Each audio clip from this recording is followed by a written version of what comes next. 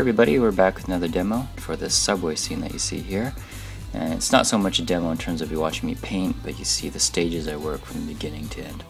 Here you're seeing the image size, and I work at least 300 resolution and a power ratio of 1280 by 720. So you saw it came up 5100 by 2871. So I always work at high res. By working high res, and when you shrink it down, it tightens everything up, all the details. Here you are setting up a scene of perspective lines, some simple one-point perspective for the subway car. And the horizon line is slightly skewed just to add a little extra drama to the image. And I ended up doing a drawing. Again, you won't see me actually draw it here, I'm just showing the stages. And so I referenced various photos of subways and came up with my own design, rather than sticking to one specific train from New York or Toronto or Japan. I just picked different elements that I liked. And then from the drawing you see me, I've painted it in. And I've just painted the main area, and then eventually I'll just repeat those and duplicate the painted layers as I do with the drawings for the details in the far back. So there you see it there. So, and I also scaled it up to fill the page a little more. Skewed it, and in the first stage of skewing, here you see which way directionally the perspective is tapering outward.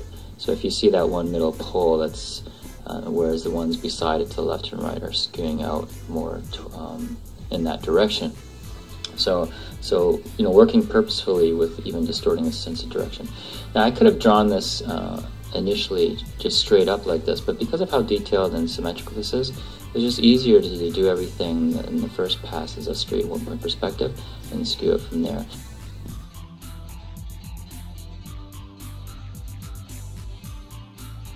And here finally you see a second skewing job where I use the warp tool, and yeah, up in the corner there as you see, and I was very intentional about which way and which direction to arc the perspective. Okay, so that's an example of how I did it, but same principle that you'll see here. So just in the first stage, which was a straight distortion without doing the rounded warping, again, the angling out of the taper of the poles as a sense of anchor point of which directions are going. And then finally, when doing the second warping job, you see the arcs that are going. So in this case, it's arcing a lot more outward. It's still retaining that one-point perspective, but technically there's a little bit of it ends up being a couple more vanishing points based on how far out it's going to the right and to the left. So here you see some arcs representing the angle that I had in mind when I was warping and scaling these the perspective of the subway car. At the same time, going from left to right, there's also a slight taper as well. So it's going farther out towards the bottom right, and technically it's going tapering in, so a vanishing point to the lower left. Because of how distorted and over the top it is, all the more you need to be very clear about the direction it's going and have some consistency in that way, so you're not relying completely on how distorted this perspective is to try and get away with everything. It still has to be somewhat consistent with the measurements and so forth. So after touching it up, because all that warping does distort a little bit, but because it's high res, it does help in the final when I do print it out and post it up rather online for a lower resolution. But after I've touched it up, then now I'm adding, you see I add extra details here, like with I added my own texture. I pre-made these with, you know, I painted those textures in. It's not like I caught photos and things. And then I added some graffiti and things like that. If you noticed me earlier, I was kind of pointing out towards the white lines that you see, kind of a halo effect. I like keeping things somewhat unpolished. That's the type of look I prefer. So in that instance, I kept some of the line work, or I kept it as a separate layer and I inverted it to white. So you see this kind of slight halo effect adds hopefully a little more kind of kinetic energy or feel to the image. So this is the background I worked with, and that's how the final product turned out. And again, wanted to make it look kind of dirty and run down and not super pristine, like it hasn't even been used yet. So hopefully this gives a sense of the subway car has been around for a while. The next step is now playing out the characters. So unlike how I helped speed things along by using the warp and distortion tools and planning out my background, certainly not for the characters. I mean, that kind of stuff you can get away with because it's man-made and hard surfaces to a degree. But with the characters, of course, the way I planned it out was with that perspective in mind, now that the background's in place. So here you see the underdrawing, very rough reference for myself in planning out these characters. And one of the things I really like to do and enjoy seeing in other people's art is taking an everyday scene and making it somewhat exciting based on their poses and camera angle and perspective. Here again, you're referencing the angles that I'm going in with the distorted perspective, so the characters too are following that same kind of arc and vanishing points that I did with the backgrounds.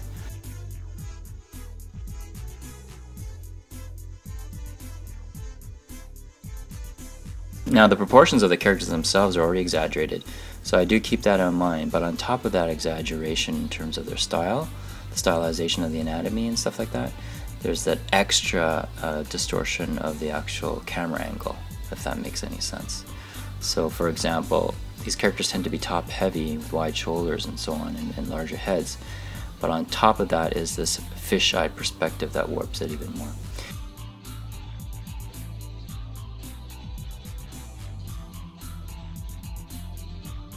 And building off of base geometry always helps. You see me draw that cylinder there. That gives us a sense and understanding of how the arm is coming out in the character in the lower right.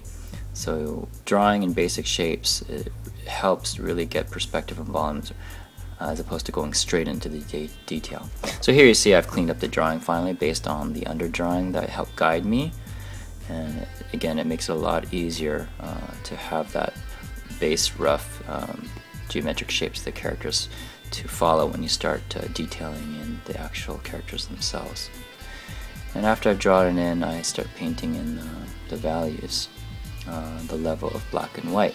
And I've mentioned this before, a lot of artists that I know, myself included, we tend to work in grayscale because this allows us to concentrate on how effective the images actually come across without worrying about the color at this stage. Because if it's very clear and dynamic in black and white, then you can be rest assured most likely that once you put the color in, it'll also be readable.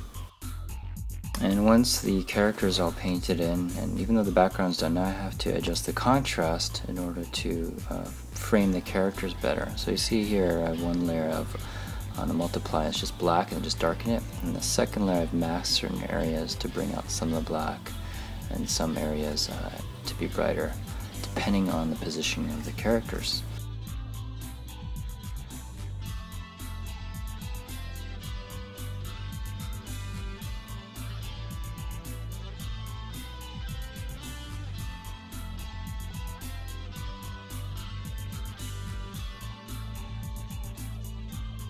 So you see, and here when you do a desaturation test, this is just a value test even after you have colors. The colors are only in the background, I haven't colored the characters yet.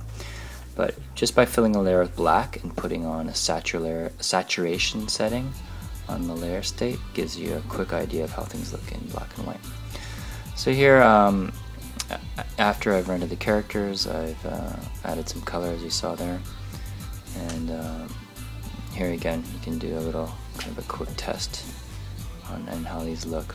The highest contrast was this couple here, and again that's why they're the largest, that's why they're kind of more in the forefront, left to center. They're the main focus of this image and out of all the characters. So here what you see here, here's the base painting I've done for these characters, and this is a very quick way to get some extra contrast and light. Just duplicating the same layer of painting, of rendering there, and I put it on multiply, and I've masked out the areas that I've masked the whole thing out, and then I painted back what I want to see. See, that's where you see just that layer by itself. And on multiply on top of the original base layer, then you get a quick, really quick way to get some extra darks. Sometimes I go in and actually paint, or I do a combination of both, but doing this kind of duplicating the base layer and putting on the multiply and that sort of thing really is a quick way to bring out the contrast. So I have one dark layer that's kind of more global, and then the second dark layer that's more specific and bring out certain areas for more shadow. And then I do the same thing for the lights, and those are on the left side of the character. Now on the right side of the character I'll start to bring out the brights. So you see that on the same base layer duplicated, put on a screen setting, makes things brighter as you saw when I turned off the mask. And so again, just to reiterate, for the shadow layers, they're coming on the left side, and the screen layers that show more light are coming from the right. So I have a global light layer that has a general light coming from the right, and a second light area that's more specific, drawing on highlights, especially towards the face. And there you see how it looks without the base layer. And I put in a black background so you can actually see it. See, very rough, very loose, but again, it's just unveiling or revealing the mask of the original base rendering. It's not me actually painting white on there, it's just utilizing that same base layer on different settings, multiply for the shadows and screen for the highlights and the brights.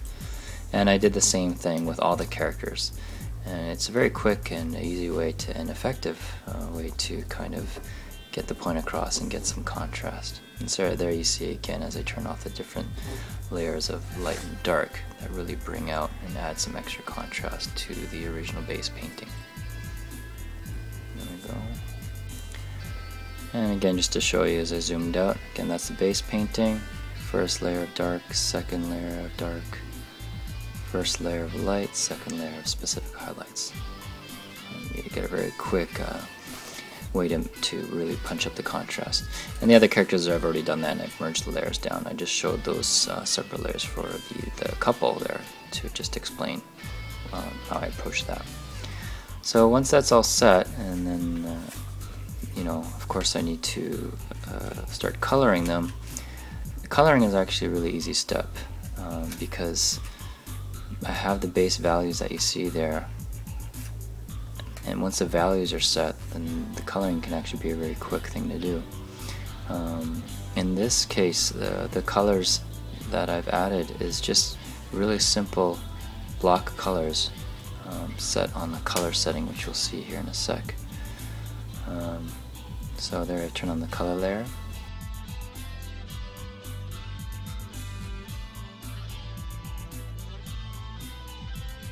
Top right, you see it says it's on color. Usually it's on normal, right? Yeah, right up there it says color. So I put on a normal, and if I turn these other layers off, so you can see it's a very faint kind of low opacity of color that I've put on all the characters. By putting on the color setting, that doesn't mess with your values underneath. If you put on overlay or soft light, it makes the darks darker and the brights brighter, and it starts messing with the original values that you have. But again, I've already set those values in the grayscale painting.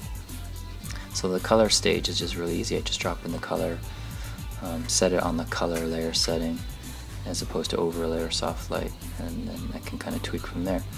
And as you've noticed, the colors are very desaturated, and there's not many colors that I've put on there. And something I tell my students actually is you have to manage what facets of your art that you're trying to really punch up. In this case, it's very high contrast, a lot of darks and brights, and there's quite a bit of detail. So because of that, I keep the color pretty subdued. If you look at the background itself, it's mostly a green, a global green tint I added, just because of you don't want that to compete too much with the characters. You want the characters to stand out. So you see there, the colors themselves for the subway car is pretty subtle, and after I've done that, I've added this 3% global green tint over the whole thing to kind of harmonize everything. That's basically like saying putting a little bit of green in everything. Okay, it's like another example I use for my students is equalizers. When you're listening to music, you have different equalizers and presets depending on the style of music you listen to. And if you punch everything up, it's going to get really distorted. So the same thing in planning out your artwork. You know, if the volume for the detail is cranked up, which it is in this case, but with the background, not so much with the characters. So again, that's another way of contrasting between the two. And the actual values are punched up, then you can see with all that, if I did a lot of different colors and punched up the saturation, it'd start to get really busy. So after I've done that, and after I've done some color to the characters, I added one more global tint to the whole thing. But now this kind of magenta, 3%, very low, is gonna be placed over the whole image, the characters and the subway car. So again, this is a way of kind of harmonizing the whole image. Having it at 3% is doable at this point, but it also depends on how many colors and how saturated they are and the colors that you chose in the actual image. For example, if I chose a lot of different colors, too many warms, too many cool colors, and punched them up really high saturation, then that global tint would have to be a lot higher because that 3% wouldn't show much difference. And so the final touches I add here, subtle things to the train. You notice I put some slight reflection in that window here, just to add a little extra. And then I did really a quick animatic of the subway car changing a little bit and the characters revealing some kind of supernatural or paranormal aspect. This is going to be a two-parter. The next scene is actually going to be a fight scene involving, some of these turning into vampires or werewolves, whatever, fighting these creatures. So this is just part one, and I'm looking forward to the second part. But yeah, so that's it. I hope that explains a little bit how I built up the stages of this composition. Alright, thanks for watching. Take care. Peace.